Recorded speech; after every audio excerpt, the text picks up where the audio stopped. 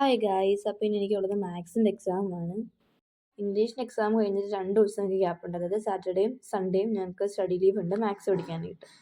ഞങ്ങളുടെ എക്സാം 12 മണിയാകുമ്പോൾ കഴിയും. അപ്പോൾ അത് കഴിഞ്ഞിട്ട് വീട്ടിൽ വന്നിട്ട് കുറച്ച് നേരം റെസ്റ്റ് എടുത്തിട്ടുണ്ടായിരുന്നു ഞാൻ. അത് കഴിഞ്ഞിട്ടാണ് ഞാൻ പഠിക്കാനായിട്ട് ഇരുന്നിട്ടുണ്ടായിരുന്നത്. ഈ ചാപ്റ്റർ ഞാൻ ജസ്റ്റ് റിവൈസ് ചെയ്യാൻ വേണ്ടി എടുത്തിട്ടുണ്ടായിരുന്നതാണ്. NCERTയിലെ ക്വസ്റ്റ്യൻ ആൻസേഴ്സാണ് ഞാൻ കൂടുതൽ ചെയ്തിട്ടുണ്ടായിരുന്നത്. എനിക്കിനി ഒരു എക്സസൈസും കൂടെ കഴിഞ്ഞാൽ ഈ ഒരു ചാപ്റ്റർ കഴിയും. ആ ഒരു എക്സസൈസ് എനിക്ക് ചെയ്യാൻ നല്ല മടിയുണ്ട്. പക്ഷേ അതിനകത്ത് 3-4 ക്വസ്റ്റ്യൻ കണ്ടേ ഉള്ളൂ ആ ഒരു എക്സസൈസിൽ.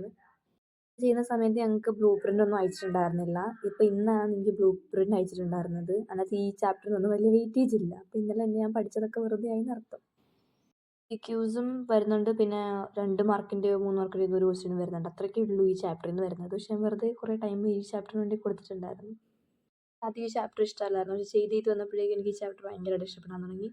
എനിക്ക് അർത്ഥമാറ്റിക്കിനെക്കാട്ടും കൂടുതൽ ഇഷ്ടം ക്വാഡ്രാറ്റിക് ഇക്വേഷനാണ്. സാറിൻ്റെ ലെക്ചർ കാണുമായിരുന്നു. ഉഡാൻ ചാനലിലാണ് തോന്നിയിട്ടുണ്ടായിരുന്നത്. ഉഡാനിൽ ഇട്ടിട്ടുണ്ടായിരുന്ന ഋത്തിക് സാറിൻ്റെ മാത്സിൻ്റെ ലെക്ചർ കണ്ടുകൊണ്ടിരിക്കുകയായിരുന്നു.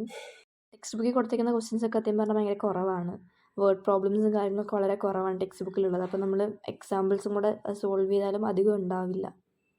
പ്രോബ്ലംസൊക്കെ ഞാൻ അല്ലാണ്ട് ഫോണിൽ നിന്ന് എടുത്ത് സോൾവ് ചെയ്തിട്ടുണ്ടായിരുന്നു. പക്ഷേ അതൊന്നും എനിക്ക് ഷൂട്ട് ചെയ്യാനൊന്നും പറ്റിയിട്ടുണ്ടായിരുന്നില്ല. കാരണം എൻ്റെ ലാപ്ടോപ്പിൻ്റെ ചാർജ് അപ്പോഴേക്കും തീർന്നിട്ടുണ്ടായിരുന്നു. ഞാനത് കുത്തിയിട്ട് എൻ്റെ ഫോൺ വെച്ചിട്ടാണ് അത് ബാക്കിയെല്ലാം നോക്കിയിട്ടുണ്ടായിരുന്നത്.